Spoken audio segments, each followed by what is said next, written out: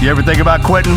It's the combat of life hammering the snot out of you. Well, stand by, dig in deep, and get ready to get fired up with us. Welcome to the Team Never Quit podcast, the #1 podcast that inspires you to fight on. I'm your host, David Rutherford, here with Mr. Never Quit himself, Marcus Luttrell. Our mission is to help you embrace the suck of life, to teach you the values of working your ass off, and to interview the most hard-charging people on planet Earth. We know life is hard. It's time for you to suck it up, Buttercup, and let us teach you to persevere in every environment imaginable by sharing real-world lessons learned by those who never quit. That's right. It's time, Marcus, for us to help them defeat the negative insurgency in their lives. You fire me up. Are you ready? I'm ready. Let's roll. Let's roll.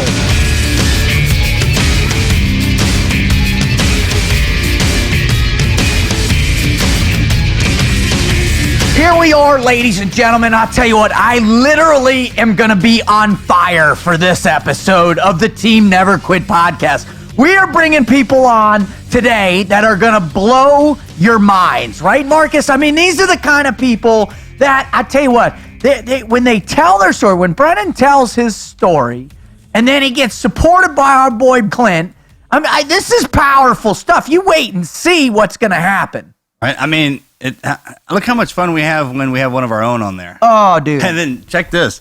The guy we got coming on here has been in the same situation I've been in. Literally.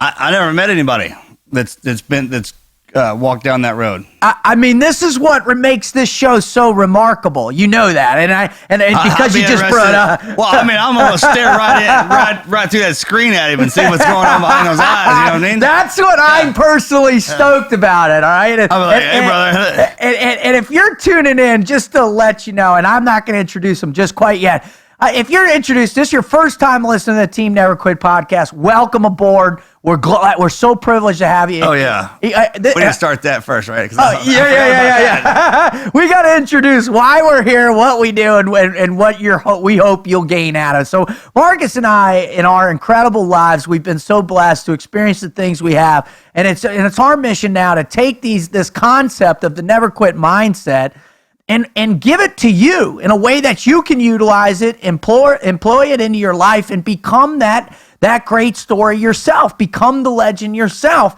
because you were able to summon the never quit mindset. That's what we do. That's our mission. That's why we have amazing guests on to tell their incredible never quit stories, where they learned the mentality, how they apply it in their lives, in the After Actions Report. I mean, how many other podcasts or shows do you know like that out there, brother? Bring those people that you see every day or that you read about that extraordinary event and someone who went through it, and then coming across in a similar situation that didn't get all the notoriety that the other one did, and battling the same demons, whatever it is. Well, it's the common bond you and I talk about all the time, the human condition. Correct. And what separates us are events like this. So, you bring enough of them on here and show enough ways to get out of it. I mean, we're covering down on a lot of things. We are covering down on all things, right? Correct. What really enables, because we are all wonderfully unique individuals. That's what God created, and that's awesome. But we are bonded together in this common pain called life. And man, when we can share our stories with one another, it makes us better. And we have two guests coming on here that are the definition of that shared life, that shared pain, in order to come out of the hole. Sure. I mean, everyone strives to be unique, but sometimes being unique can shove you into a hole and you don't know how to get out of it. These people have been in the hole and they've gotten out of it. So if you're down there struggling and wondering how to do it, we're about to open your ears right here. Pay attention. You stand by, because it's coming. And listen, if you want to know more places to go and learn about what it is we do, please visit our website at teamneverquit.com/podcast. And find all the shows, find out why we're doing it, find out what we're doing. And if you've got a great never quit story, go ahead and submit it there. If you've got a wonderful never quit story in your own life, share it there. Or someone you love or care about, share their story with us. Because if they're great and they're awesome, then we're going to read them on the air. And if they're super awesome, Marcus, what's going to happen? Coming on the show. You're coming on the show. And we're searching right now for that next person. All right, but and also go check out on teamneverquit.com. Look, check out our merchandise. We've got great T-shirts and hats and stickers and flags that you can fly the banner, the Never Quit Mindset. If you've got a company or a team that you really would love to have a wonderful Never Quit speaker, we've got a whole list of speakers on our speakers bureau there. Or if you want we got some great ammunition. So listen, this is a wonderful place where you can instill the mindset and absorb the message we're putting out. Now, we traditionally start with a bunch of different things, right? Whether it's a historical story or what you're going to do story or just a shared story. But today, Marcus, we're going to, because of who we got coming on, we've got a doozy, brother. And his name is Jack Pritchard. And Jack Pritchard is a New York City firefighter, all right? Now, in 1970, Jack joined the New York FD as part of Squad 4. In 72, Jack joined Rescue 2, one of the most elite units in New York City. Rescue 2 is an elite unit of FDNY that specializes in showing up first to the scene and basically pulling people out of burning buildings while the structure was collapsing around them. I mean, Sure. Sign me up right here. Sure. Now, one thing I got to say before we get into this, firefighters baffle me, brother. Baffle me. Right? Now, is it for me, it's because when the enemy's out there, it's like, I know that's a man. I know I'm better trained. I know I got it's the same thing with the EOD cats, right? nuts.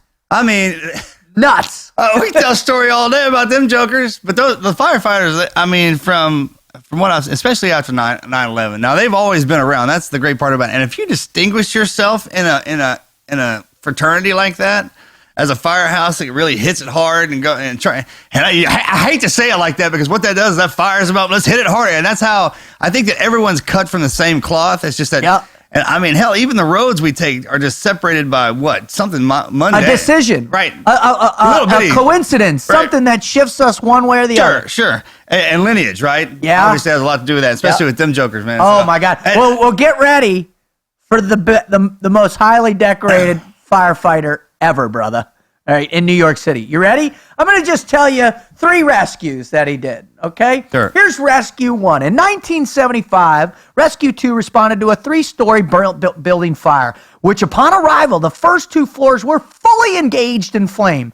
They learned a disabled boy might still be trapped inside on the 3rd floor. Before any plan could get put together, Pritchard throws the ladder up against the wall, runs to the top, smashes in a window. Since the window has been pouring out black smoke, was too small, immediately removes his oxygen tank and dives inside, crawling as fast as he could through the apartment, keeping his head nearest to the floor as possible. Unable to fund the boy, he goes and enters into the hallway and sees the child laying face down, clothes already on fire, Marcus.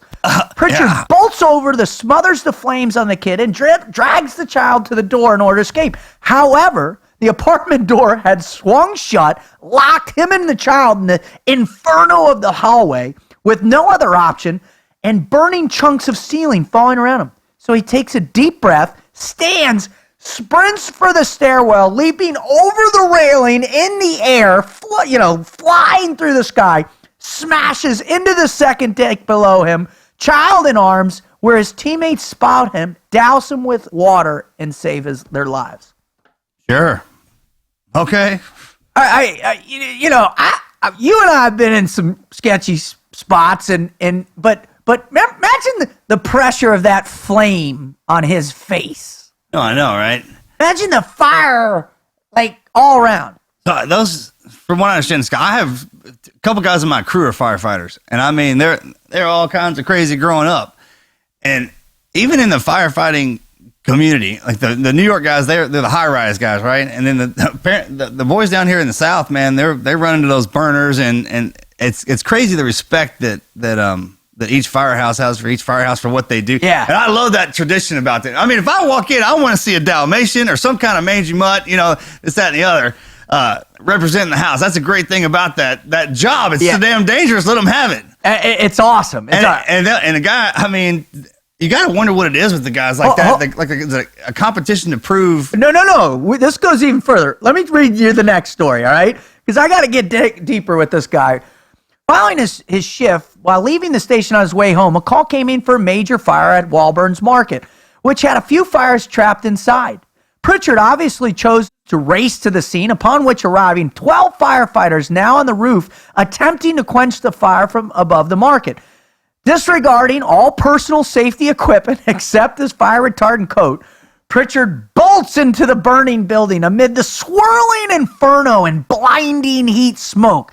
He manages to locate one of the unconscious firefighters, drags him to safety.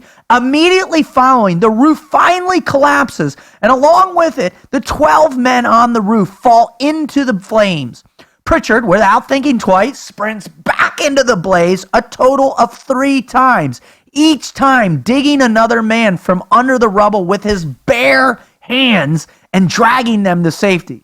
This was the deadliest fire in New York Fire Department history, claiming the lives of 6 firefighters. However, if Pritchard, who himself sustained extensive burns on most of his upper body, leading to 2 months of hospitalization, several more would have perished. He was awarded the James Gordon Bennett Medal, the highest award for bravery in New York City. You know, you hear those stories about guys, and we go overseas to do that and do our job. Each person who puts on the uniform, and follow me on this in case I get lost. I mean, did you just hear that story? I did. Imagine throwing it in the jungle with some rifles and the scenario.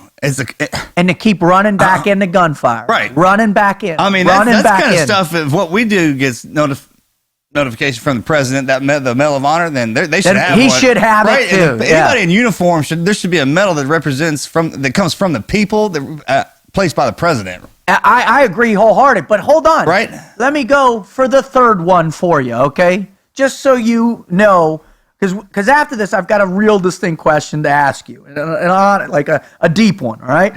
Story 3. The story Pritchard is most known for involves... I wish you could see Marcus's face he just gave me right there. It was awesome. The story Pritchard is most known for involves a massive fire of large apartment building in Brooklyn. Arriving first, as always, he notices a woman screaming. Her child is trapped on the 4th floor. He tasks his men, then does what he does best, throws off all regard for personal self-preservation and sprints inside the burning building. Upon reaching the apartment door, he is forced to remove his gloves to work the key, which was fortunately left in the door. Immediately, as the door swings open, a massive fireball of backdraft smashes him directly in the face, throwing him backward onto his back. Somehow, undaunted, crawls inside inch by inch as he locates the crib of the still living baby.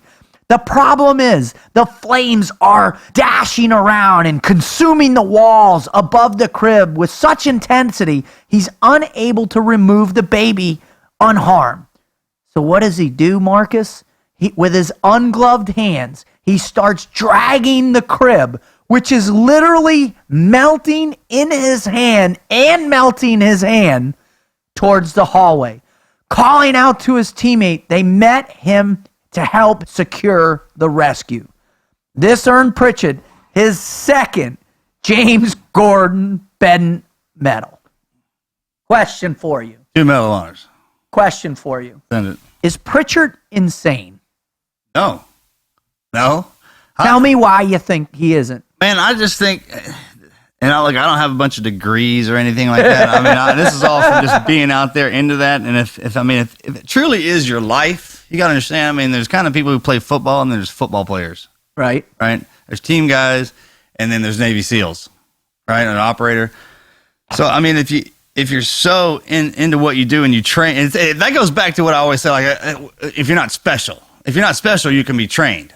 You can be trained very well as a human because of what we know in medicine and what you see. Exactly. You can train somebody to do anything. Yep. And if he was that kind of guy that was motivated by whatever it was he was motivated for, and that's all he did, his life was being a firefighter, then going back in there made perfect sense.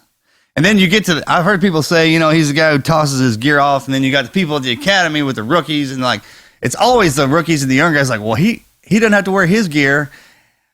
I do think that there are types of people who, obviously he's a better firefighter without that stuff, right? And he stands alone. So people can distinguish themselves in a community full of rules saying, well, guess, you know what? He trains. So the day you're pulling that much weight, then you can come say you can wear your kit. Anywhere you want. Right, exactly. And that's the beautiful thing about the teams, man, is we get to do that. We get to figure that out on our own. Right.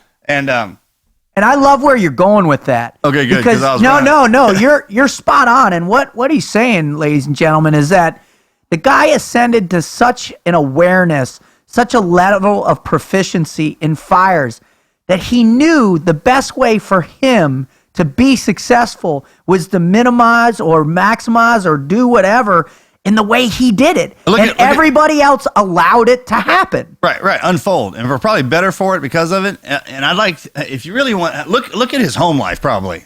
True. Dig into that part to see, because when you have somebody who's so focused on, everyone likes to label it, well, maybe it's just that training, that whole training. And if he's meticulous at that, then I would imagine, who knows? But you can often see somebody who burns that deep.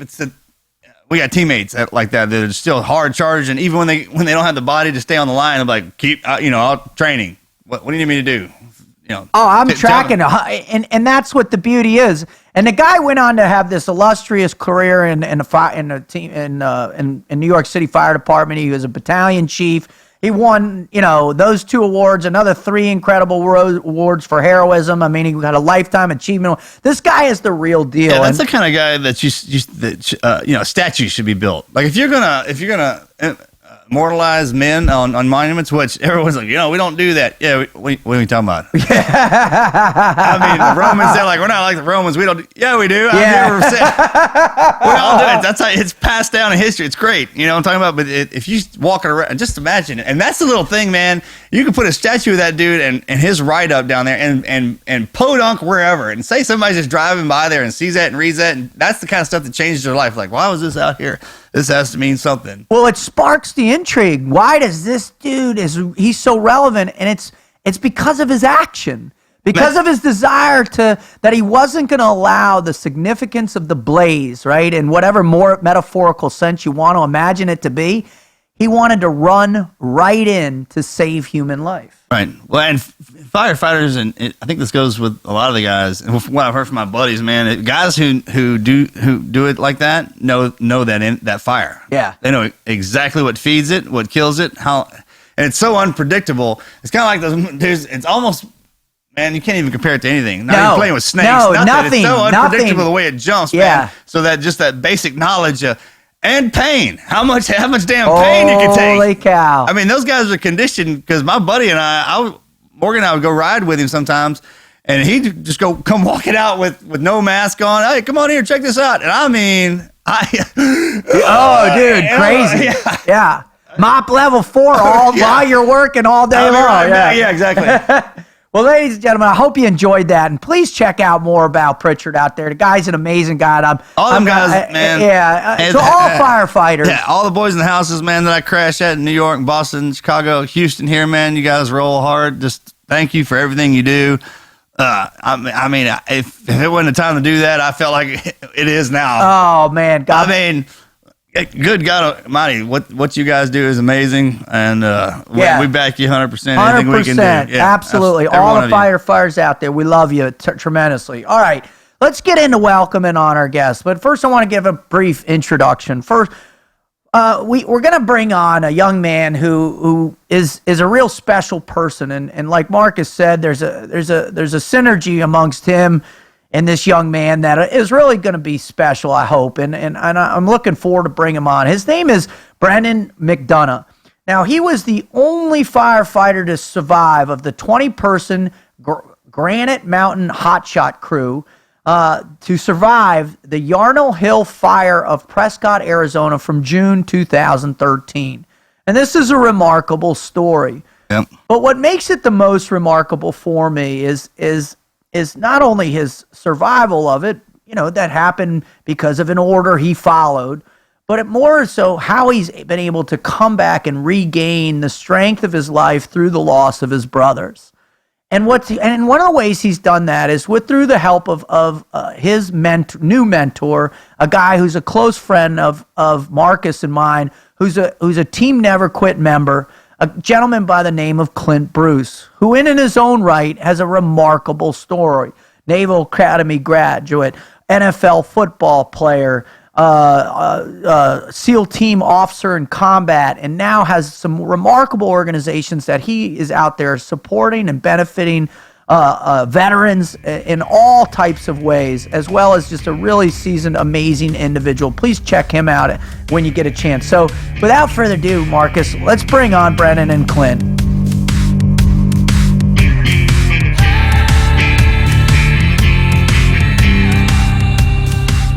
Well, Marcus, I'm telling you right now, brother, again, we got one of our own, but this time he's bringing someone that's super special. He's bringing one that's somebody that knows the deal. That's the only reason I let you bring 2 Academy officers in a row on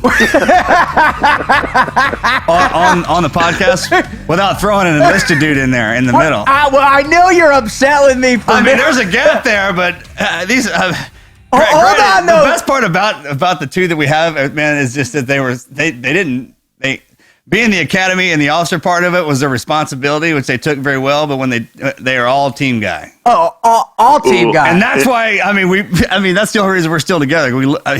There was such one of the boys. It wasn't even funny, and that's how those great officers are the ones that make that transition when they have to, when the responsibility comes up. Right? Amen. Well, Amen. And let's be honest. If you add his grade point average and my grade point average together and divide it, it's barely passing. Well, like that's how far I brought down his. That's what I'm trying to figure out, dude. How Anchorman? That's what I'm because. My GPA was 137 tackles my senior year. That was my grade point average. That's what it was. Well, so it just cracks me up. But that's why, Marcus, all right? Because it's 2 knuckle-dragging officers in a row, and they're going to do... No, but the other reason is because of Brennan. That's right. That's Brennan, true. This is because of you that he's here. I mean... That's the only reason why the Silverback is on with us right We stopped calling. We erased our numbers. All right, gents. Well, we're so if you proud. I think, is there some way you could video him doing his Sasquatch walk? And every time the podcast comes up, it's on the side there. We're going to put it. We'll float it out there. Have you seen him do it? It's excellent. I told him not to do it here at the house because my mom might grab the gun. I'll send it to you. You can't do that because, listen, there's a big theory that Bigfoot's actually part human, so it'd be murder, right? It's not like it's actually murder. I didn't say. Yeah, we won't get into all that. My mom is. Let's get to the questions. Let's get this going because we got to. I know, Clint, you got a hard time, so I just want to welcome. I forgot about that. Brendan McDonough and Clint Bruce to the show, guys. Thank you so much for coming on. It's our pleasure.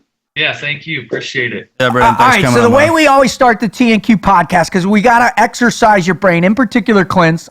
Brendan, you seem like a smart young guy, but we got to wake up the sleeping giants brain here. Who are we firing this at? We're going to go, you go Clint, I'll go Brendan. You go Clint, I'll go Brendan. Check. All right, what we're going to give you guys right now to warm up your brains, to catch them on fire a little bit, is we're gonna give you the mad minute. So, all right, just first thing that pops in your head. All right, go ahead.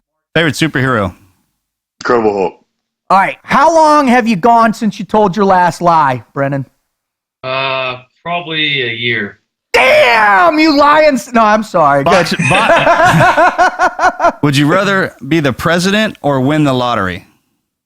I'd be the president, and then I would rig it to where I then won the lottery. Frogman answer. That's total. That's like an extra 10 points, right? More than 10. That's a 100-pointer. No. If you come on as the frogman and you don't throw the frogman juice out, we start tacking the points on. We'll keep a tally how bad they are. All right, you ready? All right. The Beatles, Rolling Stones, or Led Zeppelin? Led Zeppelin, hands down. Win the Super Bowl or win the World Series? Super Bowl. Duh. He did play professional football. We were supposed to be alternating. Oh, okay. Check, Roger. All right. And I'm the one that's messed up. Did anybody kick it? I think that's on recording. I said it out loud, just like I told the wizard he was going to die if he threw that spear. All right. If you could go back to any decade in history and live for a 10-year period, when and where would you live? The 70s. Did you know Clint is stuck in the 70s? Did you? It was a great generation. I don't know if you've ever heard of a little man named Berton Leon Reynolds. Hey, all right, if you could play out any character's life in real life, who would it be? Any fictional character's life in real life and play it out in real life? I already know the answer, but Incredible Hulk. the world needs to know. The Incredible Hulk. That's awesome. Who won the lottery and then became president? All right. Brandon, what is your greatest achievement? I think becoming a hotshot and becoming a father, you know? Mm-hmm. That's awesome. Yeah, we're good. All right, we're Clint, good. No, I've always wanted to ask him that ghost one. Yeah, If you could come back as a ghost, and it said haunt here, but we first did team guy lingo. I was like, if you could come back as a ghost and hang out with anybody for an extended period of time, who would it be? Elvis. Awesome, dude. Awesome. Most people think they're gonna go negative, Yes. but he said, come back, and hang out with Elvis. God, I love you, Clint, dude. It's so awesome to hear you. If it's specifically for the 6-month meatloaf season, where you just ate meatloaf for 6 months in a row, like that's the period I would want to observe. I would want to observe. So check this out. Clint has one of those voices that every time I look over and see Brendan, and I hear it in my ears, it's that strong. That's strong. It's jumping screens. Brendan, it's jumping All over right, to you, you brother. guys. So we're so thanks for playing a Mad Minute with us. We always love to loosen up and get everybody's brain going, but we're going to get to the point of why we're here, and that's, Brendan, to really to ask you what everybody wants to know, and that when they come to this show, and we have some of the most amazing human beings that we're blessed to get on here to share their greatest never quit story ever. So if you could, what's yours? I think my greatest never quit story began right before I was hired on as a hotshot, and Clint has really shown me what this story means to me. And it was about a week or two before fire season was about to kick off, and my daughter had just been born in March 2nd, and I was just released from jail actually that December. So I was a felon. Currently, I was a drug addict as well, just trying to find my way through life. And I remember in my EMT class, my emergency medical technician class, some guys were talking to some other people, said, hey, we're hiring, but if you guys quit, why don't you stop by? But there was no way they were talking with me. They knew who I was.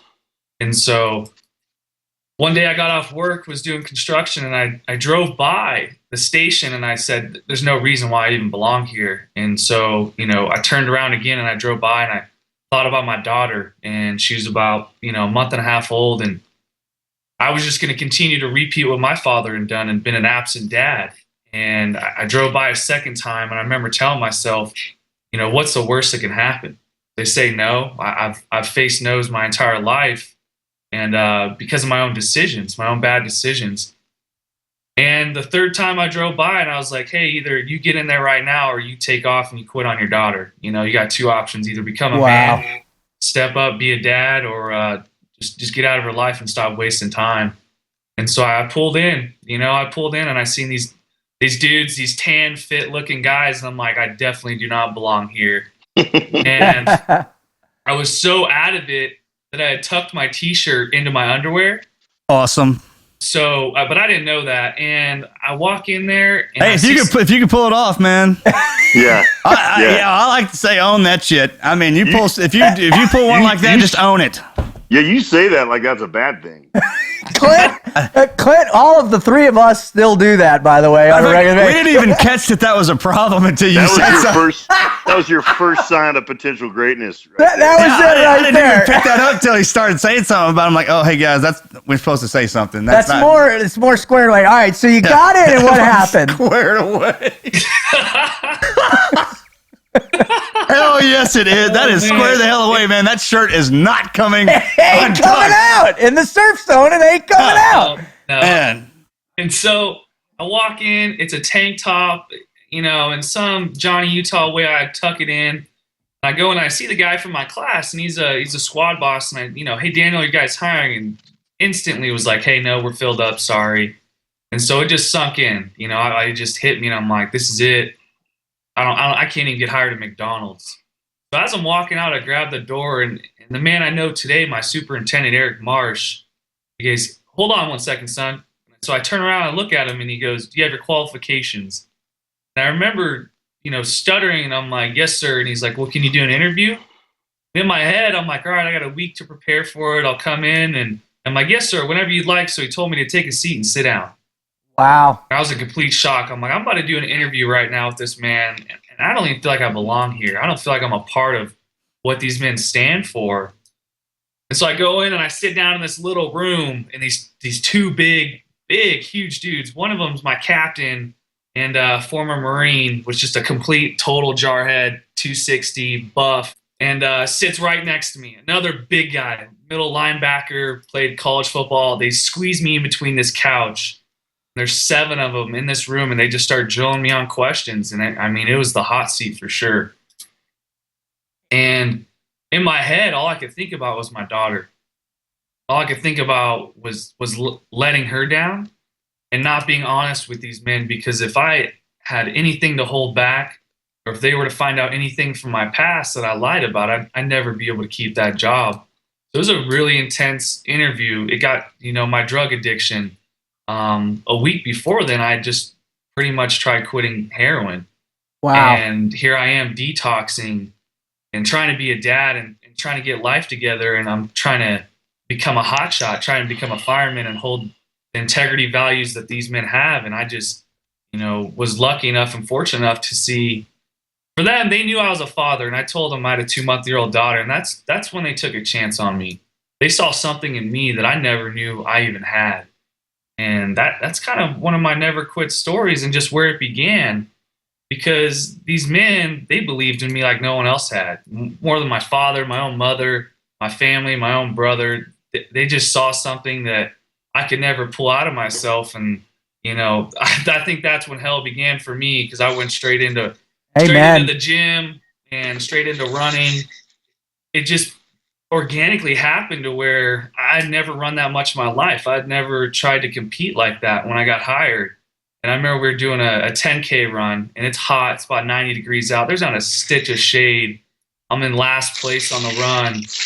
My superintendent has already lapped me on this 10K, coming up behind me, and he goes, "Hey, Brennan," he whispers in my ear, he goes, "Hey, if you quit on yourself now, you're going to quit for the rest of your life on your daughter."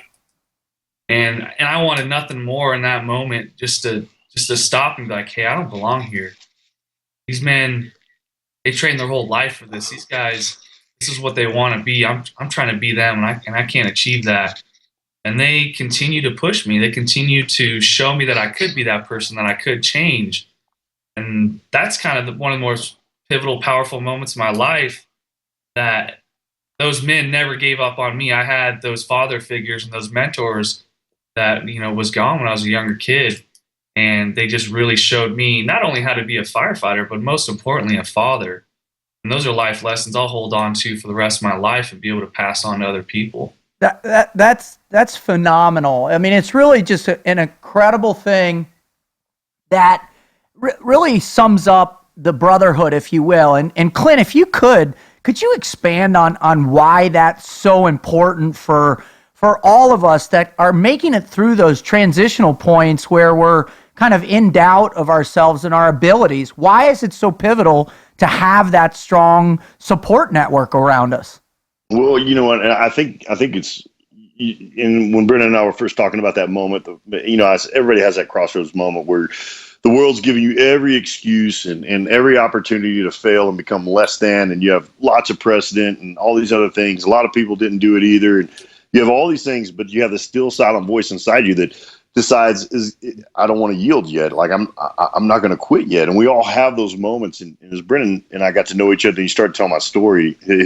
I was like, you can reverse engineer everything back to that 4th trip back in front of the firehouse, where you kind of got to the point where you knew what was going to happen if you didn't turn right and go into the fire station. I mean, you knew what was going to happen, right? But you had just enough courage and just enough fire in the gut to be willing to encounter failure over there too, because you knew you were going to get failure if you kept going straight. And so the prospect of encountering failure if you turn right but you might not. And I just, for me, and we all have those moments. We have, Absolutely. everyone has it, in our training, when our training drives us to that moment so we can daily, right? Decision. Yeah. Sure, That's what it is every time. And we get into that a lot about the repetitiveness of the TV shows we watch and all that stuff like that. If you can see it in I like to say it like this. So if you've ever done something, for example, taken an empty water bottle and hummed it all the way across the room and it happened to fall into the garbage can, that big lump, just something amazing like that, you're like, oh, I could never do that again. Well, yeah, you can, because what just happened is a snapshot into what it takes for everything in your body to line up to make that happen, right? And if you can see it in your head and in your dreams, and that's why I'm not even a fast runner in my dreams, dude. I'm not. I get caught all because you would be lying to yourself if you did. Yeah, I'm the goon when I'm asleep too. I'm the goon when I'm awake. I'm the goon when I'm asleep. There's no iteration or plane of existence where I'm not the goon. Yeah, I think I might even could fly in my dreams, but I just can't run fast because it's it's hilarious. But I've always been, man, if I can see it in my head, then I know I'm capable of it, and then I watch it over and over again, that repetitive motion, and then it goes into what you're saying with. Man, sometimes you get jammed up by yourself in a hole. It takes that team to drag you out of there. And the best jobs, I think, on the planet are done with other guys. Absolutely. And that past you keep referring to about being in the hole, man, we don't refer to it as a misstep. Everyone labels something. We look at it as being tested. So you went down a road and you got tested down in there harder than anything. And then you lived through it, right? So now that you came back, anytime anybody refers to that, it's like, oh, yeah, I've been down there. I can handle it. I don't need to go down anymore because I didn't get anything out of it. It's a dead end, right? So, but you have the knowledge you had and the perspective you had from being down there, because it is, man, when you're on drugs, it's a different perspective. Absolutely. Right? So once you've retrained yourself out and then got into, and it's usually guys like that who have been in some rough spots, and they make the greatest chiefs and leaders because, by far, especially if they're quiet and they're like, man, you don't know about that dude's past. It's freaking nuts. But I learned everything. I mean, these younger guys be like, I learned everything. I'm alive because of that guy. Because you had the fortitude, and everyone thinks that they're not that you're not good enough, man. To do something. Yeah, but everybody has that. Everybody has that feeling, and if you just know that at that one time that man, I think everybody kind of, and that's the unique part about it. Once you realize that every human's the same, and behind that face and that exterior that we build up on the outside, those butterflies and everything is kicking as well. And if you just try, man, just get out there and try, you'd be surprised. Yeah. Brendan, I don't know if you remember me telling you this, but I told it to you, and I tell it to pretty much all the guys that kind of come through our pipeline. I said, fear the unscarred man, because he's either lying to you or he's never dared, and neither liars or those who have never dared are worth being around. Fear the unscarred man, because he's either lying to you or he's never dared. I want men with scars. I want dudes teaching me that believe it because they've done it the wrong way and managed to survive and managed to overcome their mistakes, man. There's this hilarious, I don't know if any of y'all ever learned from, but I went to this one course for this improvised explosive course, and the dude, when he was telling us what time to be back, he held up his hands and he had like 4 fingers on both hands, and I was like, this dude's got some. I can learn that guy right there. Yeah, he's been bit. He's blowing the rest of those suckers off, so we can learn what not to do from that cat for sure. That's a great point, and what you learn from each one of those people really catapults you. So, Brendan, as you were now all of a sudden your chief is whispering in your ear, you're starting to believe in yourself, you're starting to gain that ground, and you made it into that group. And what was it like on that first fire that you guys were all together in that? Tell us about that space in your heart and what that must have felt like from how far you've come. How far, Yeah, that first fire we went on, there's 2 parts to it one story Clint loves. And for me, it makes me anxious talking about it, but we'll get to it. And there's a Chiricahua National Monument Forest. It's a sky island. It's from, sea level to 11,000 feet. There's snow on the mountains, and this fire is every which way in between. And I remember we get there, and we bed down, we sleep, and I wake up early in the morning, and it's like, hey, we're going in on a helicopter. I'm like, I don't know if I really signed in for that, but sure.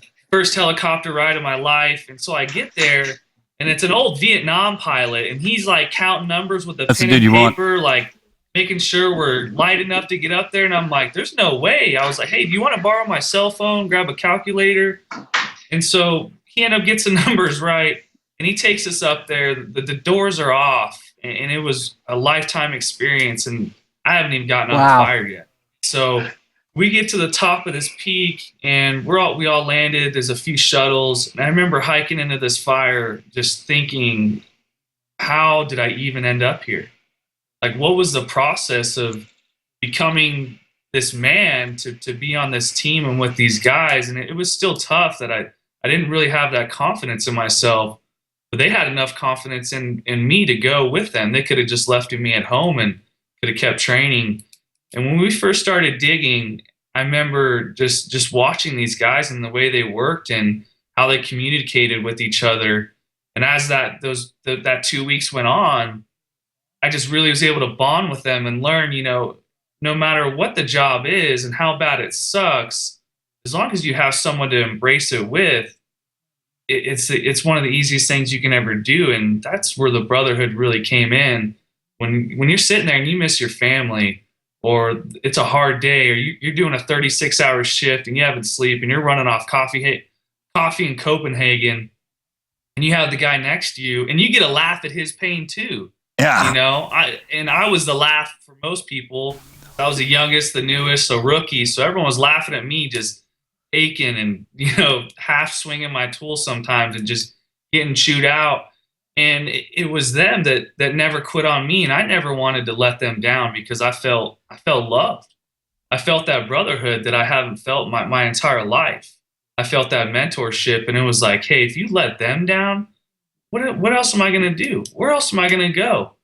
Here's where I want to be. I've been dreaming about this since I was 14. And now here I am. And don't fuck it up. Hey, don't forget about the dream. What you were experiencing, Brendan, at that time, what you were experiencing was life bigger than you. And I think that's one of the things that our brotherhoods reveal to us is when life gets bigger than us, you have so much more to live for than just yourself. And we're not wired to live for ourselves. It's, the people who can do it are not the people that I particularly enjoy being around, nor do I think they have magnificent lives. But when your life gets bigger than you and you have more to live for than just yourself, that's when you're really living. And that was really maybe the first time in your life, Brendan, that you'd had a tribe. That's right. You've been part of something that was bigger than you. Yeah, I mean, you're talking about your family and all that training and the love for the family. They're standing right there with you. I mean, in our world, when that goes down, it doesn't matter. Everything else is white noise. Except for them dudes standing right there with me when it jumps off. That's all that matters. And if you got them with you, then you got everything. It is everything. Everything. Yeah. Like need. That's how I felt. And with those guys, and that's like what Clint's saying. I was so selfish as a younger kid to do drugs and to continue down that path. When I finally understood that life is bigger than me, and what's most important is supporting my daughter. That my life, when my daughter was born, my life didn't end. But what I needed to do changed. And it was only for her. That's what those men were able to teach me. And that's what I pulled out of that first fire was, hey, life's a lot bigger than you, and so is this fire. And if you try and take anything head on in life, you're on your own, you're going to fail. Not too many times you can succeed with just yourself. But I was fortunate enough, and so were we. I had 19 brothers, mentors that stood behind me with anything in any decision I had. You probably don't see it, but I'm a slow runner as well, and I'm 100. Are you in the goon squad too, Brendan? Well, let's be real clear, Brendan. I'm somewhat of an aficionado on what a slow runner is. So you can bandy about like, yeah, I'm a slow runner, but I'll be the judge of that because I know what a slow runner is. Actually, I know how actually slower I am than them because I don't refer to it as running. Yeah. Hey, Brendan, man, what I took from what you just said, and firefighters have the probably most unique perspective on life than anybody. I think so. Right? Because that fire, and when kind of what I took from that are things are too big to tackle by yourself sometimes and in a day. Right? Yeah. And the only way sometimes you're going to get around that monster is not hitting it right in the face, is just backing up with your boys, reevaluating and hitting it from all different angles. And that's how you take down a fire. Right. With a fire in life, right? It changes constantly, and it's always burning. All right, thank you. How are you going to hit it? I've got you, dude. I couldn't finish that. I'm glad somebody throwing me a lifeline, Brendan. All right, Brendan. So you get into the fire, you start sinking in, and obviously, one of the things that makes you so special and so so wonderful and why we had you on is for the event that happened where you did lose your brothers, and all of us here are with you in solidarity, but because we've all lost a lot of brothers too. But one of the things I don't want to necessarily talk about the incident itself at all, unless you want to, but what I want to talk about is your climb out of it. And really to help us understand that, because that in my mind makes you one of the strongest human beings I've been blessed to meet, brother. So if you could share with our listeners about that climb out. Well, and I think that's what the listeners need to hear too, because listeners are. We don't know. There could be someone listening that's in their version of your hell, and it's the road out of hell is what people need to hear about, because hell always looks and feels the same for anybody, just whatever their particular hell is, right? But those who found their way out and climb the road out, that's what someone listening right now needs to hear is, where'd you plant your flag in the ground? How'd you do it? How do you continue to do it? And man, that's the part of your story that I'm probably most proud of, man. So for me, June 30th, 2013, I lost 19 of my brothers, and to be able to put that in comprehension for some people, you just can't. We've all had experiences where people can't even fathom. And so what began after that was just a snowball effect of funerals and memorials and interviews and just reliving this experience and this trauma and the guilt. I felt like I was in shock for weeks to come after that. I really didn't comprehend what was going on in life, where I was and how I was going to continue to be a dad without my brothers. And for the 2.5 years that I worked with them, I was 21 when this happened. I feel like I still needed a lot more mentorship. And so it just was really a hit to the gut, because not only was it a job and a career that supported my family, but it was everything that made me who I was today. And instead of going down that dark path, it took me to a higher place. And it's been a whirlwind, and getting through that was because of the people that were around me. I lost that tribe, and I tried finding those people again. And sometimes I found them in the wrong places. I found the wrong coping skills. I turned to alcohol. And I remember my mom telling me, she says, "I'm not worried about you killing yourself.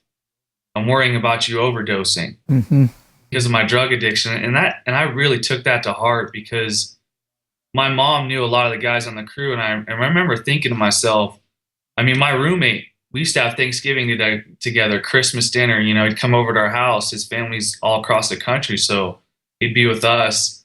And she lost him as well. And I didn't want her to lose another son because of a stupid decision that I almost made 4 years prior, using drugs. So I really stuck by staying clean. But even then, the struggle was just hard. The guilt just would not go away. The depression. I remember laying in bed and my daughter just jumping up and down, trying to get me up, trying to get me out. I couldn't crawl out of it. Wow. There was nothing that was getting me out of that bed. And it hurt so much, because she was every fighting reason that I ever had. And for her to almost mean kind of nothing because I was so blinded by the pain, it just set me even deeper. And that's when I had reached out to Marcus and the Lone Survivor Foundation. And that's when Clint was introduced to my life. And I remember talking with Clint for months, and I still couldn't even comprehend what I was going through. And it was a year after the incident that I'd met Clint. And it just still didn't make sense. I was still making the same mistakes, using the wrong coping skills, not talking with counselors, going to memorials, trying to hold my shit together, when really there was none of that. It was just a shell of who I was. And when I met Clint, I knew when he spoke, he was right. I knew what he was saying was proven because of the scars that he was sharing with me. And he was able to help me understand my pain like no one else has. He was able to point me in the right direction of like, hey, you should probably, take care of this and go see a counselor. We all go through this and you're not alone. And he showed me that. And he introduced me to men and women that stand behind me once again. And I can't say thank you enough for that. But going through that, you have to find the people around you to help you, because there's no way you're climbing out on your own. There's no way. I don't care who you are. You can't climb out of something like that on your own will, because when you get knocked down like that, you need those people to be around you again, and they're not. They're gone. The people that always picked me up were gone. You know, and I think it's not a reflection of strength or anything. I think we're not supposed to climb out of those holes by ourselves. I mean, it's just we're not knitted together for that. That's not how we were created or designed. There's no self rescue is really more self arrest. You're stopping yourself before you hurt yourself more. But you can only, when people say self rescue, for me, I always think self-arrest, and I always have that vision of, you're sliding, you're up on K2 or whatever that mountain is, and you're sliding, and all you can do is you're sliding off as you drive your ice axe into the ground, and you stop yourself. But stopping yourself and saving yourself are two different things. Now, you can stop yourself. The individual has power to stop themselves. But as soon as they stop themselves, they have to get help, and you have to have someone come to your aid. Hey, I'm not a brain doctor, and Morgan is on this one. Your brother is. Yeah. Right, but you always hear people that are talking about, I'm alcoholics and it's an addiction, it's a disease, it changed me, and this, that, and the other. But from our own experiences, from what I always, because we had a lot of fun drinking whiskey, and people take pills and drugs and stuff like that to have a good time. Mm-hmm. And then people also drink to not have a good time. So the drug itself can produce both side effects of that. Right. Absolutely. And the constant in both those, or no, the thing that's not the constant is the people. So whenever it is, you're taking the drugs and you're with your boys, you're having a great time, and you don't abuse them. The minute men like us alienate ourselves because we don't like to look weak in front of our friends, no matter who you are, I don't care. That's the case. Yep. Right. And then if you're the elder or the alpha of the group, you will automatically pull yourself off to the side and take the problem head on by yourself, which is the craziest thing to me, because as hard as we train to overcome all these huge obstacles, i.e. fires or wars or whatnot, the minute we get a little pain behind us and we don't want to complain about it, we go to the pills and the bottles, and then we alienate ourselves. The introspection eats us away, right? Yeah, introspection. I'm not a huge fan of introspection, man. I think there's an element of introspection where it's helpful, and kind of a self-analysis, self-awareness. And definitely in that, for sure. But after that, man, I mean, too much isolation and too much introspection. Listen, I've heard the voice in my head for a lot of years, and I've just come to grips with the fact that dude's a jerk. Like the guy. There's absolutely time to be by yourself and reflect. I'm talking about, you know what I mean, Bruce. When you're sitting there with the bottle of Jack. I'm agreeing with. I'm agreeing.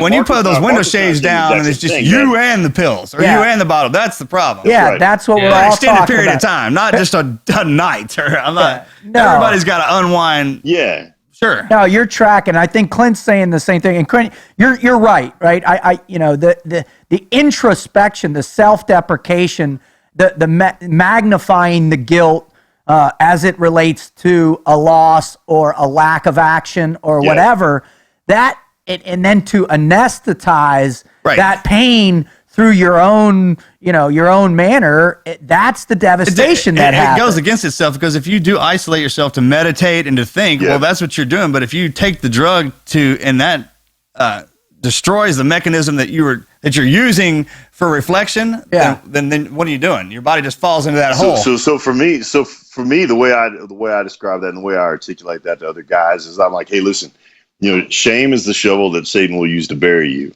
There's no biblical provision for shame. There's no value in shame. What there is, and Brendan's heard me say this before, regret's okay. Like, regret is real. Regret is it's all the I wish I would have or I wish I wouldn't have that kind of make up our lives.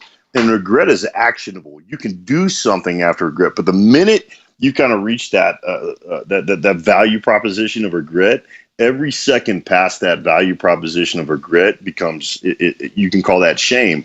And there's no value in that. And there's people help put that on you. So finding that line between regret and shame and understanding yourself enough to go like, hey man, I've gone past, and part of understanding and sucking the marrow out of regret so you just make new mistakes.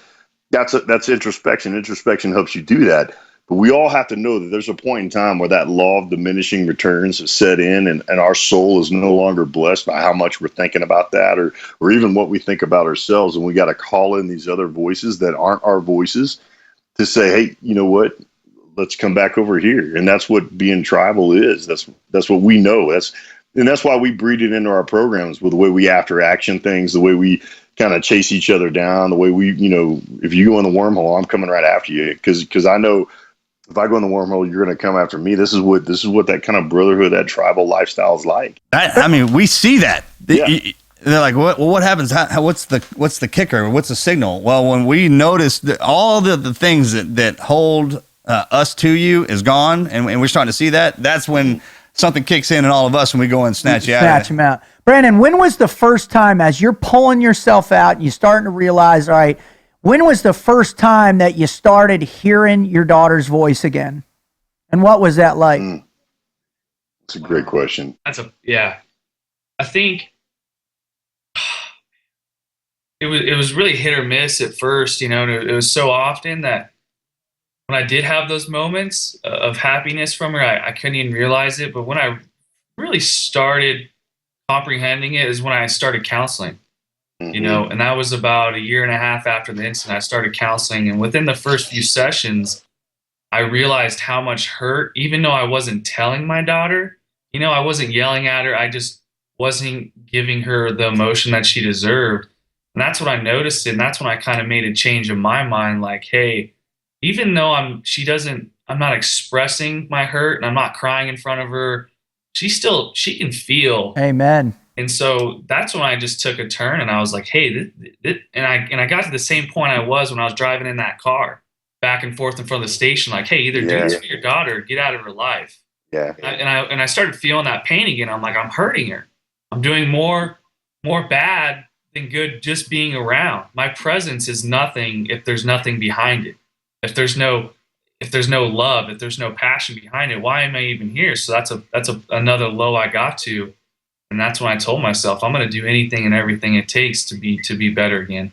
If it's counseling, if it's talking, if it's explaining my story, if it's reliving it every day, whatever I have to do, educating myself to learn about trauma and what we go through, I'm going to do it. And that's where Clint came in. That's where Clint said, hey, these are the things that you're going to experience, and these are what you have experienced, and other men are experiencing it right now.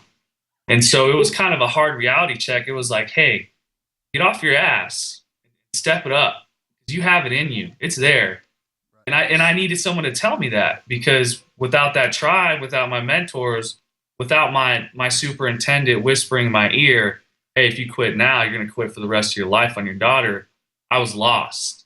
I needed that direction at 21. And we we all need that. Me burying my dad when I'm young, and looking at a mom and looking at a little brother and a sister, and I'm the oldest son, and it's like, hey, all eyes on you now, and it sucks to be young and in charge of your family, but that's the way it used to be. Hell, at younger ages, man, we're just stepping into the fold. We all, without question. So there's, we need to be good with not knowing how to do that when that happens, but you can't stay like that for long. And you just got to, and it's kind of one of those things, Marcus, we've had these young guys come up like, hey, sir, when they start shooting at you, like, which way do you move? And I go, yes. And they go, what do you mean? I'm like, just move, bro. Just move. Like, now, just make sure you're in my way. There's better ways to move than others, but standing there ain't real good. So the answer is yes. Now once we decide we're going to move, then we can look at the map and go, yeah, trust me, you'll know. Left, right, up, back, whatever. But moving out is taking ground is always going to produce fruit. Well, Clint, one of the things that I want to do, and today is, just so our listeners know, and we record these shows early, today is the actual anniversary of Extortion 17. Right. And that was for Brandon. I know you're familiar with it probably. That's our greatest loss in our unit's history. And I know each one of us has friends on there. But one of the beautiful things that I really cherish that comes out of this great tragedy for us is the inspiration to take the message to others. Yeah. The inspiration to share the beauty of these individuals' lives and to go out. And I know, Brandon, you have now started to do the same thing. You've linked up with Carry the Load and Clint's organization. Why do you feel it's so important to get out there and speak on behalf of your brothers? I think, one of the biggest things for me is to be able to honor them and continue to remember them. I want these families and these young children, my brother's kids that I see all over town. You know, a lot of these families live here, and I see our children go to school together. And I want them to know that I will never stop honoring and carrying their legacy on and sharing their story. And that's the beauty of what I get to do. And by telling people about them and how they helped me and how they brought me out of my pit, then I get to inspire other people, and I get to share with them a story that not too many people get to hear. I have an opportunity, and as men in our situation, we all have an opportunity to change lives. And that's why we do it. We do it because we want to help others. We do it because we know what it's like to be in that pain. We remember that pain, and we'll never forget it. And sometimes it's on the front of our brain, sometimes it's in the back. But every day we wake up, we strap our boots on, we put a pair of pants on just like everyone else. One leg at a time, unless you're Clint Bruce and you jump into them. Or I'm wearing the kilt. If I'm wearing the kilt. Yeah, or you're wearing a kilt.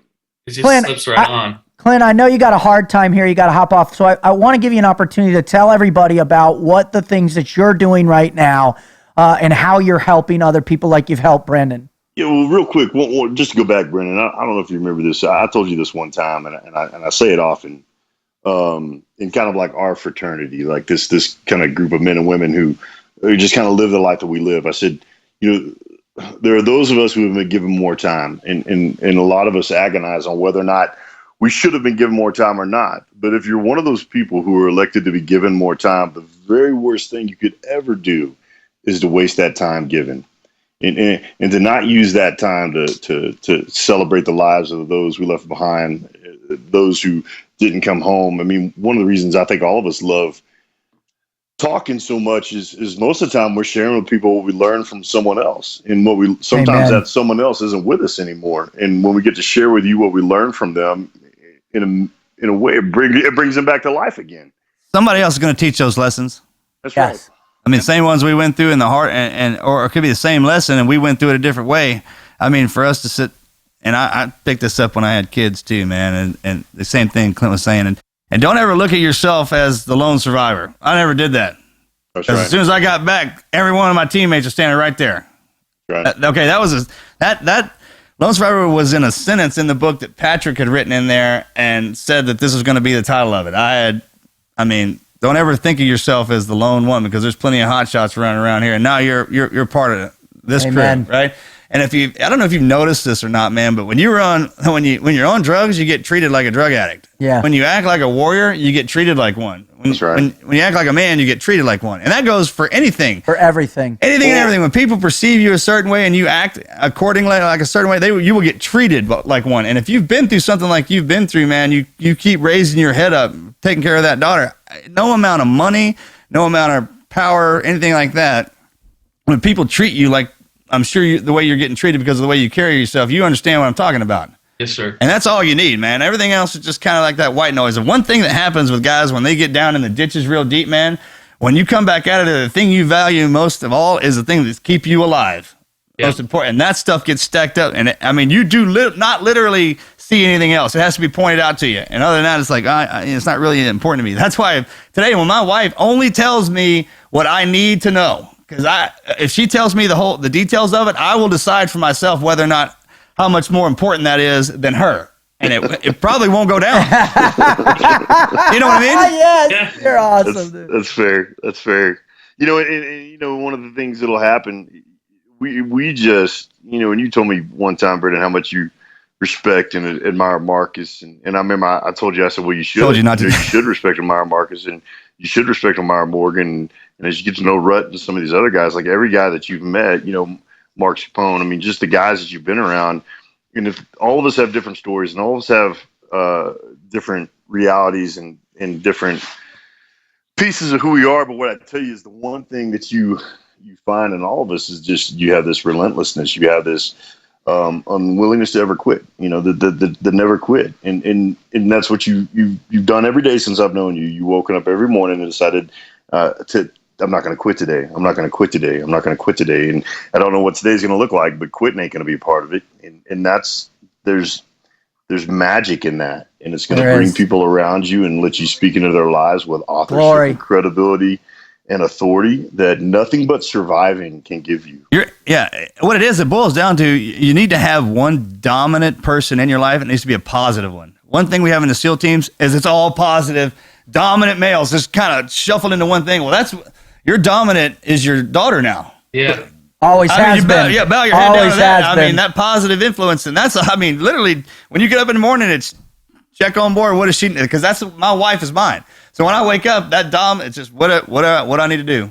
Tell me. Yep. Tell me. I love it. And then once you, never ever go all the way in that hole by yourself. Always have that dominant, and that's what Clint is to me and Rudd is to me. They cover down on one of my weaknesses. They have it. It's so strong in them and so kind of weak in me that when they're around, I'm good to go. It's a battery being recharged or whatever you want to call it. I mean, that's what you look for and you found it. So, I mean, but every one of us would say that about like, hey man, I'm only as good as my swim buddies and my teammates. And so, you've seen me live this out loud. Like I'm as good as the guys I have around me because they're not going to let me be less than I should be. So, right, they know. Marcus Luttrell is accountability is there. It is incapable. Marcus does not have the capacity to be weak. It is not in his DNA. He doesn't know how to do it.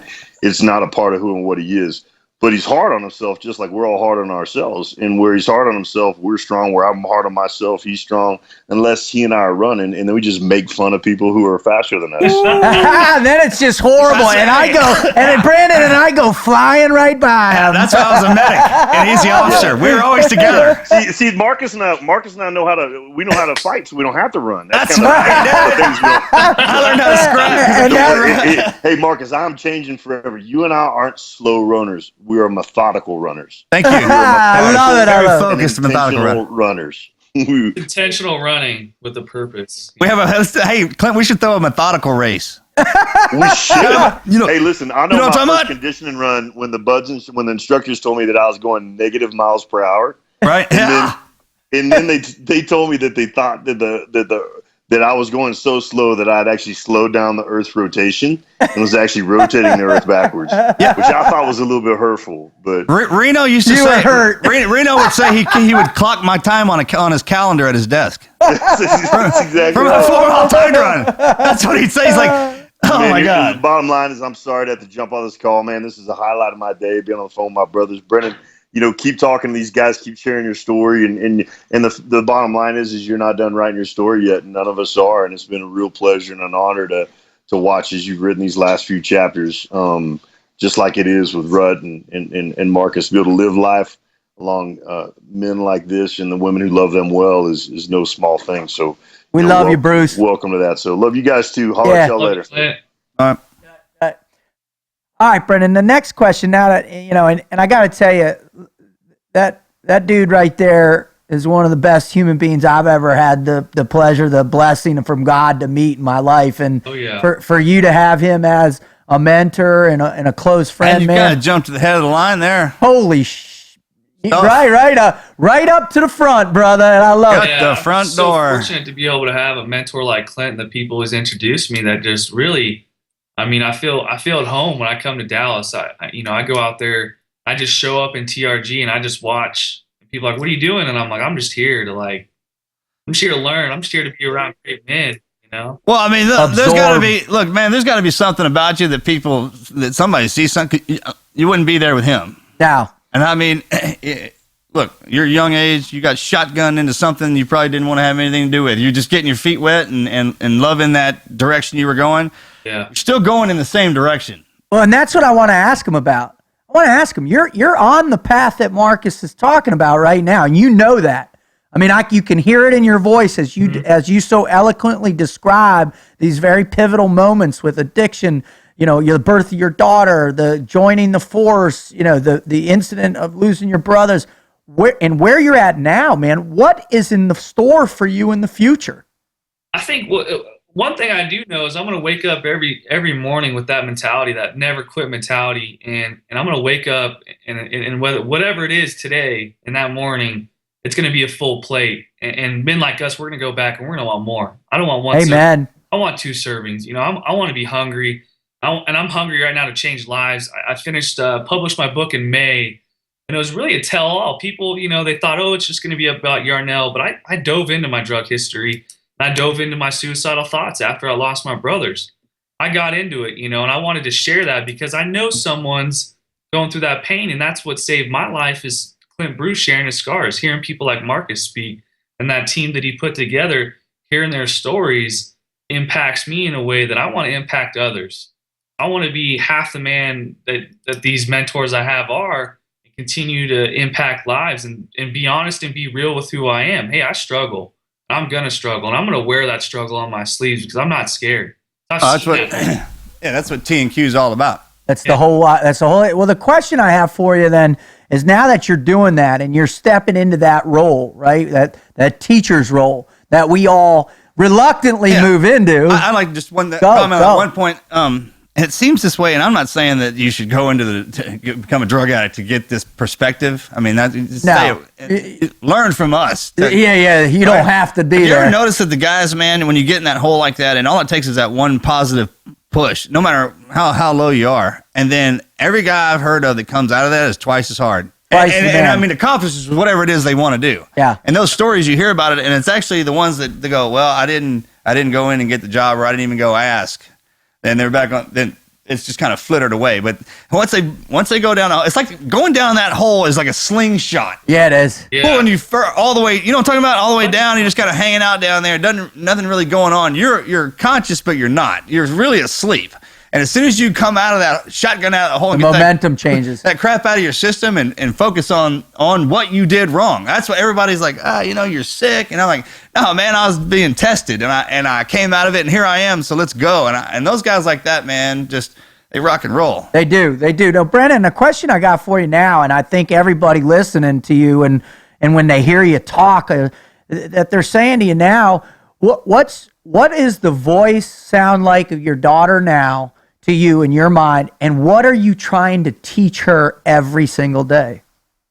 Wow, that's I get teary-eyed thinking about that. I think the voice that my daughter's telling me is, hey, Daddy, don't quit. You're so strong. You've been such a pivotal point in my life, and I need you more than you'll ever know. And I try and be that, and I try and teach her the lessons of, what it's like to fight for something that you believe in. Not too many children have the opportunity to have amazing fathers like Marcus and David and myself to be able to teach them experiences that we've been through. We have such an amazing opportunity. I have such an amazing opportunity to teach my daughter to go through some really tough stuff and come out on top. And that's the voice that continues to play in my head every morning when I wake up and I see her. When I see my fiance and I see her daughter, it's how hard am I willing to get hit today? That's awesome. And that's what she tells me. She's like, hey, Daddy, no matter how hard you get hit, I'm going to laugh and I'm going to watch you get back up because I know you can get back up every time. You know what's great? I love what's that. Great about That's so cool. the daughters, man, is they're the perfect teachers. So I'm a big proponent is I want to teach my kid and show them everything. Yeah. Right? I don't want somebody else teaching my kid something unless I trust them. Yeah, exactly. So when they get to that age where they can talk back and have that conversation with you, Yeah. I'm going to try and teach my daughter how to dance. And I am horrible at it. You All do and then suck at I do dancing. suck, right? Remember that? That's but terrible. it's fun to watch. Right. So hopefully she'll have fun watching it, and then I will take her to the pro. But I want to be the one that fires up about it, because it's my daughter, man. I knew at a young age I needed to have one when I got out. Oh, I think yeah. most of us. When you hear guys like us saying there's a daughter in the future, then there's a reason. I couldn't even explain why. Why do you want a daughter? I don't know, man. I just don't. Now I know. Yep. Oh, absolutely. I mean, guys like us are like, I don't know. Truly, I don't know why. They'll settle me down. They'll bring levity. Whatever that excuse was, because I heard somebody else say that. Yeah. But you don't honestly know. Humbleness with the sun. God, man, it drags her ass down to Bam! Humbleness right down there. to the bottom. They humble you real quick, especially, my daughter's 5 years old and she's got some smart responses and I'm like, I just got schooled. What just happened? Dude, 5-year-olds will bring levity to your life at least 4 or 5 times a day. What's that old phrase is never underestimate the wisdom of a 5-year-old. Yeah, that's the truth right there. So Brendan, tell us, all right, you're on this path now, you're making the decision, you're going to get out there. You've got the book. I heard there's some other stuff going on. If you want to talk about that and where people can follow you and where they can just, pay attention and hear your message, why don't you share that stuff with us? The book was published May 3rd and just continuing to try and, not get the book out there, but get the story, the life lessons and be able to share that with people. And you can find it online. It's My Lost Brothers by Brendan McDonough. and it's been huge. And it's made me I want to write another book. It's really inspired me to get deeper into who I am and kind of the psychology of trauma. It sparks my mind of how we attach feelings with memories that relate to our childhood. I'm sitting here and I'm going through counseling and I feel abandoned and I feel left by my brothers, and then I'm mad at my mom for the time she left me at the grocery store or something, It's trippy, isn't it? Yeah. And I hope to be able to better understand that to help others, not to be like, hey, I'm a doctor, but like, hey, this is what I've experienced. And this is what I hope to be able to teach others. And, the other big thing right now is we're filming a film, and that's been a huge experience, seeing 19 other guys play my brothers and try and portray them and trying to. Freaky, ain't it? Yeah, I mean, it's insane. I really can't put it into words because it's still going on, but it's like, how do you comprehend them being, getting called by their names? It's not the actors' names, it's who they're portraying, and they're doing a really good job, and I feel like they've done a phenomenal job in honoring them, and I can't wait for people to see what they sacrificed, how much they helped me, and that's the beauty of it, and that's going to be the experience that I get to enjoy, and the pain too. Sure. I mean, you got to understand, you're the link between, and you have the family members, and I don't know how y'all are doing, but we're integral because they bring that side to the actors, and if the actors are great like ours were, then they see that, they get that perspective from the parents. Make no mistake about it, man. There is a huge difference between what that parent sent to the teams or into the hotshots and what they are. Right. So your perspective to those actors is every night, man, before I would talk to one of them, when I was first getting to know them, and I made sure I got to know as many of them and I spent as much time, the whole time we were filming, and I would just constantly think about the guys, the little stuff too. The most mundane little, hey, tied his shoes backwards, and not if it didn't even make it on film. Those guys, Ben Foster, I was calling him Axe by the end of it. Wow. You know what I'm talking about? And you get some of those actors that really dive into that stuff where they become what they are. Like Wahlberg, man, him and all those guys you could throw them a rifle and get them online and they go to work. Foster is shooting steel at 900 yards. So is wow. Yeah, it was insane, man. So and now because of that movie and because of the time we were together, man, they're my brothers, man. And they prove themselves to us, not just, and that's a good thing. So when you're doing the right thing, being a part of that, because you don't want somebody else doing it, was the point I wanted to go with that. And don't be afraid to say with those actors, because they're the special forces of what they do. So you got to think every little detail you can remember to tell them will help them to bring that to life. And at the end, it's and don't shoulder all that, man. Never forget that you were there being a part of that. Okay. Don't step up on the outside and say, I think, and see yourself as that at all. Don't ever do that, man. And I'm not saying you would, but just good advice. No, it's really good advice. And that's what I've always looked for in these actors. The cool thing, there's so many questions they have, and it makes me feel good because a lot of these actors have been able to spend time not only with the families but guys that used to be on the crew, and they've seen a full perspective of who they're playing. And I'll get a random phone call, hey, would so and so chew this kind of gum? And like you're saying, tying shoes backwards, it might not make it, but they're trying to portray that person. So if one slight chance, one of their brothers, one of their family members sees something in that moment, they know that's their loved one. And that's the exciting part that these men have, that are really diving into it, and it's really impressing me. Yeah, and every actor is different too. One of those guys might be the one who just wants to stand beside you the whole time, and he just watches you. You don't talk to him, and they pick it up. Every one of them learn differently. So just like you were hanging out with your brothers, these guys are playing them. You need to become real good buddies with them, is what I'm trying to say. Yeah. Because your friends that died were friends with you. They need to know that. They need to know how y'all interacted, and you need to try to interact with them like you would your friend. That's the difficult damn thing. No, it helped out with Foster and all that because they look like them. And once you grow those they grew them beards out. It was dead on ringer and jocked up. And once they're painted up, you'll get into the moment, be out there, part of that. It's crazy watching them portray them, and I've built a lot of good relationships with them, and I consider a handful of them mentors, and being able to mentor them and just things in life and people that I can go to with difficult questions. Josh Brolin is someone I really look up to, and had his battle with addiction.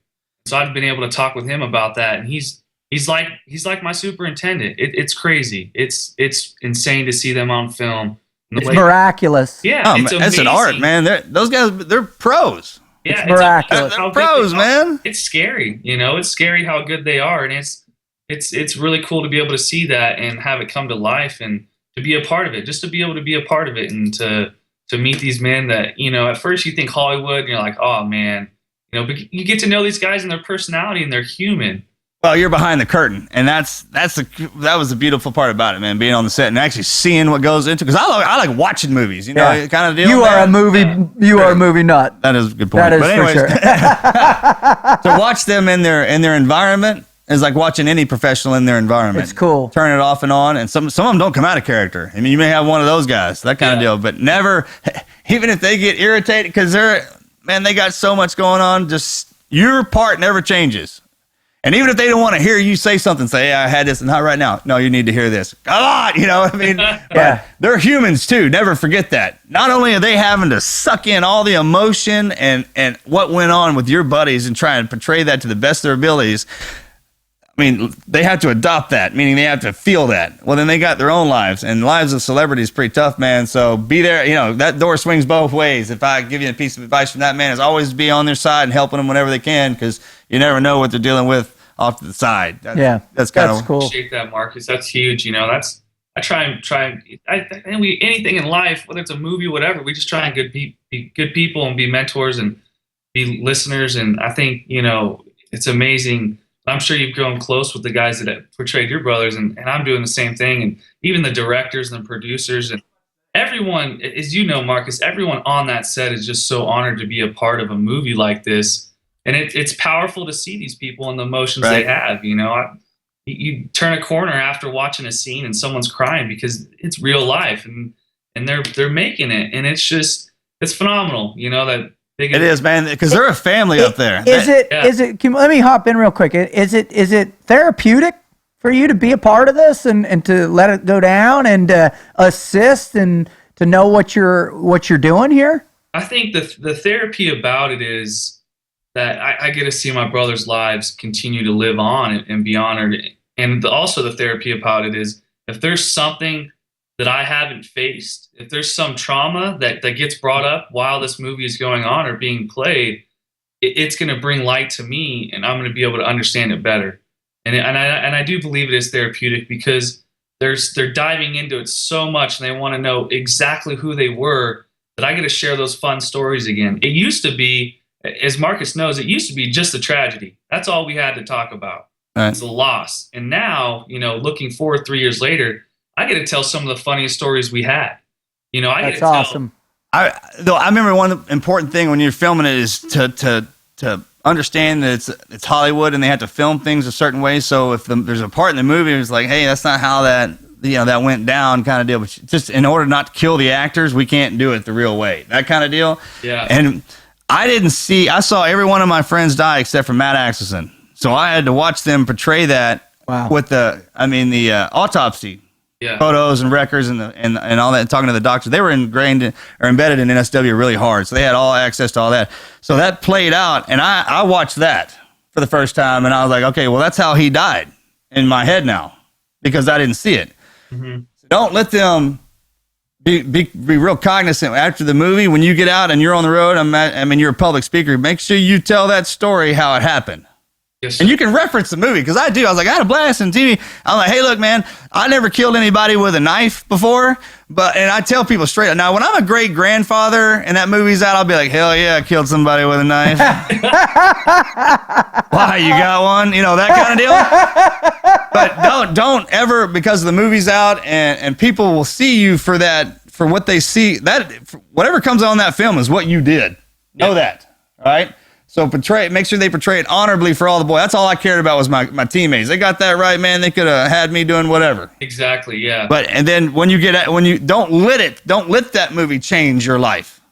Correct. Because it's just a movie about your life. That's the big thing. Movies come out about people, or they get them like, man, it changed their life. They went into something. Well, it isn't anything. It's not real. It doesn't exist, right? That world that's created out of that fame, man. Always remember who you are and that's what people love about it. If you stay true to your form when you're telling that story and just be that honorable man that you are, man, you will be treated accordingly. The minute you try to do anything other than what it's meant to do, then stand by. 'Cause I've seen that happen. Awesome. That's why I have good men around me like Clint, that just continue to remind me, hey, this is who you are, and this is why you're around the people you're with, and this will never change. The people that have come into my life, they mean more to me than anything else, and that's what I stand by. That is huge. You go changing up. That's a big mistake most people make is they go changing up their crews. Yep. Yeah, you keep that crew that was there. Because, mine, they're like, hey, what are you stupid, kind of underwear in your shirt. That's a normal thing. Right? On that note, we're going to end this section. We're looking forward to bringing you back into After Actions, Brendan. So, thank you so much for coming on with and sharing your story and your climb.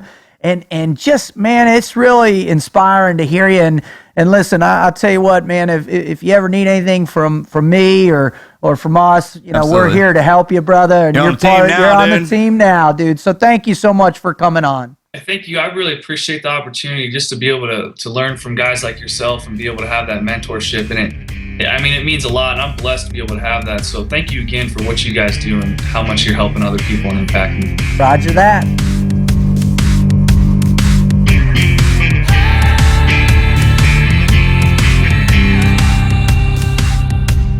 Well, he was in the worst situation. He was a heroin addict in jail, trying to earn the respect of his daughter at 2 months old. Sure. Took a chance, climbed out. Those boys at that firehouse, those hotshots, pulled him out. Then they all die, leaving him to redefine who he is and climb out again. And he's done it. Yeah, he's definitely got a purpose. Come on, man. That ought to tell you too. If you're at the bottom down heroin addict, just kind of on the street pacing around, but that's what I'm saying. And he did it, and that's the greatest part about it. It's always those people, those phenoms that you see, like, man, how the heck did he do that? How did he accomplish all of that? There's those guys that had that list. It's just a mile long. Yep. Like, well, he just started real young with whatever, and then when that was over, it was only a week long to accomplish whatever that. What I'm talking about, those little set him going. Yeah, that set him going. Exactly. Yeah. And one of those little things turned into a big thing, and those look at this guy's life right now. Right, are recognized more and more by an individual act because of 20 courageous acts. Right. You know what I'm talking about? All the sacrifices those guys made, man, are a conduit to his life becoming what it is now. Thank you. Same thing couldn't get that out. Brother, that's what I love about watching you, man. And here I remember when we first ran into each other when you were still telling the story. That's what you were doing, and you were making sure the story was heard and everybody knew. But now we talk, man, and you're out there and you've moved into a position of motivation and to help people realize that they have the never quit. That's why we're here right now. That's where that young man is. Yeah, he has that. And I was kind of looking at it from age to age. We were neck deep in what we were into. And then the guidance he has, I had to go through all that to get it. And, I just wanted to point that out that he's... How fast it happened to him. Correct. And does he know that? And I think he does. Sure. My other part I loved about the interview was Clint. Clint is such an amazing human being. And the mentoring to reach out to this. I have to do that. He's got a huge family. He could just mentor and he does. That's when you know you're standing. Remember, sometimes we say, you can just stand next to a guy and learn a lot. Just be near him. Right. In the same, and that's Clint. Right. And then the voice part. It doesn't matter. Even if we're in the military or lieutenant, commander, I'll outrank him. He's kind of like, hey, Marcus. Yeah, Dad.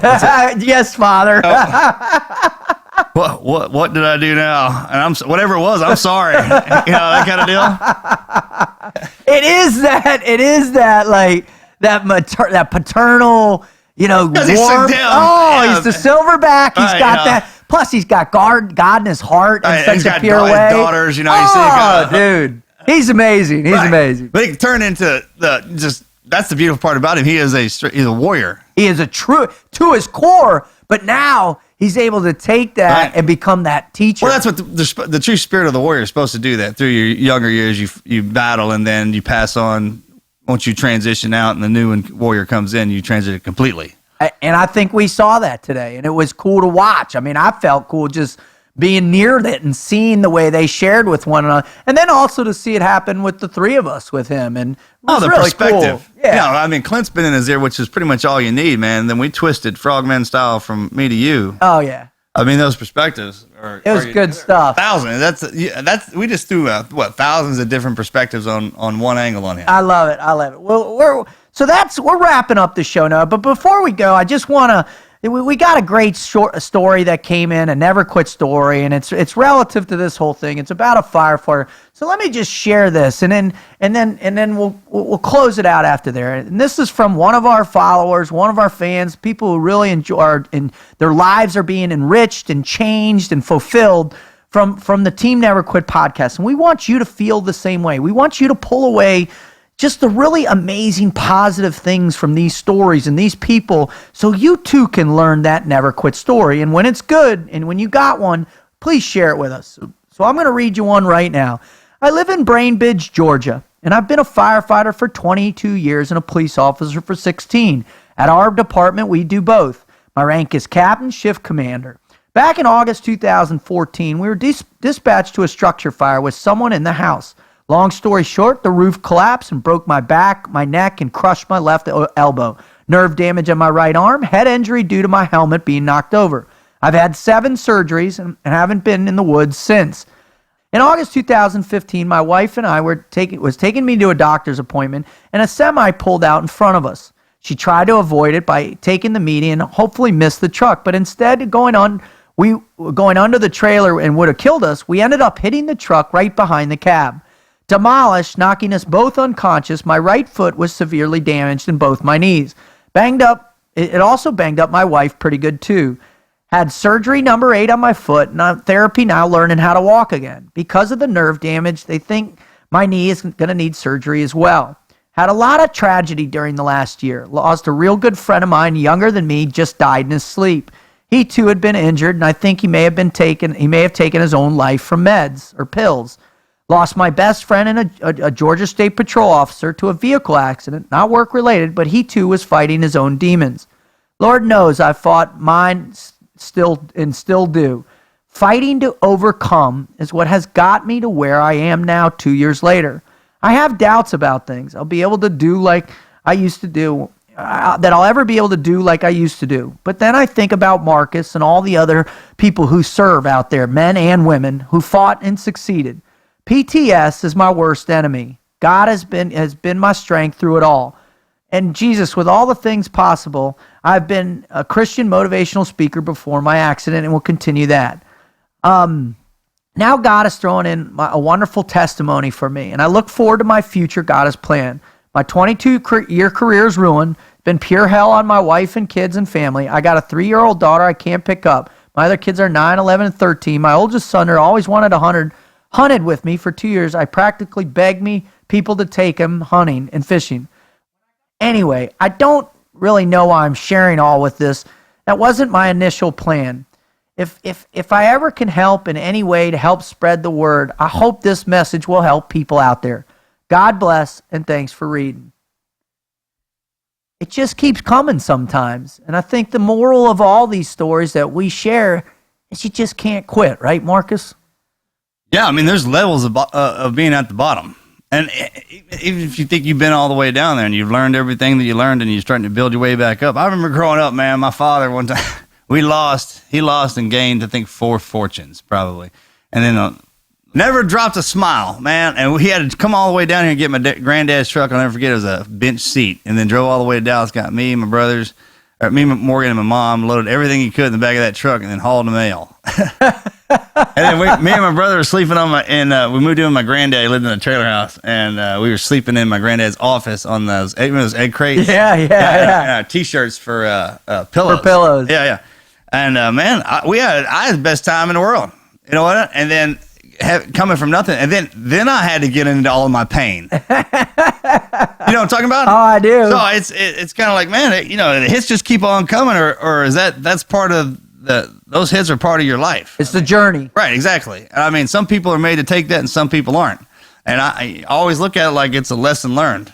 I mean, it's an environment in which you can either And once you make it through it, like I said, man, your body heals up. I mean, you got little scars and scratches. That's awesome. That reminds you of them times that you were in. And then, hey, I'm stronger for having been there. Amen. And I hope you hear that. All right. We all have our bumps and bruises. We all have our struggles. We all, life ain't easy. Life ain't fair. Man, remember a leg having that damn walker with O2 tanks smashing oxygen into his face, taking four or five steps at a time. I mean, anytime. I gotta tell you, man.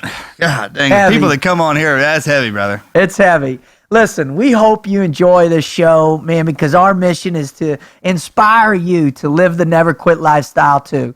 If you're enjoying this, please write in and share with us how much you do. Tell your friends to go to teamneverquit.com/podcast and download the shows there. Or if you could, go to your iTunes app on your smartphone or your computer, subscribe to our show, write in a review of how much you loved a particular show or the whole show itself, but just help us spread the word so we can get out there and continue helping spread the never quit mindset to people who really need it. So as we always do as a closeout, I just want to thank God.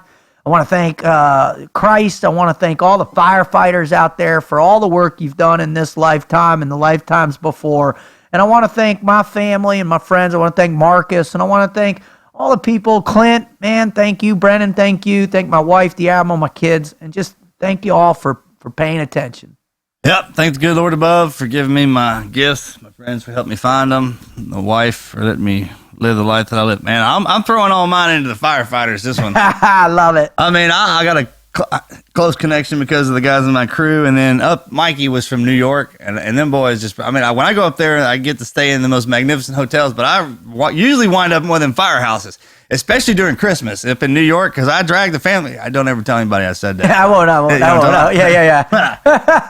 Matter of fact, I won't even say what I was going to say. There you go. Proud Texan, but Christmas is great. You're awesome. I mean, I love them guys so much, and it's truly a blessing on the city to have them around there, man. And anybody, because as a man, you try and learn to do as much as you possibly can around your house, so you don't have to call anybody to do that. But there's a couple of things you'll never be able to get past, man. That's calling the police officers and calling them firefighters. Amen. And standing back. I mean, it's kind of one of the only times where you and I would have to step back. Yeah. I mean, and just kind of wait. And that's for someone else to that's help. Crazy. That's crazy. And man, God bless you guys. We love you, man. I'm out.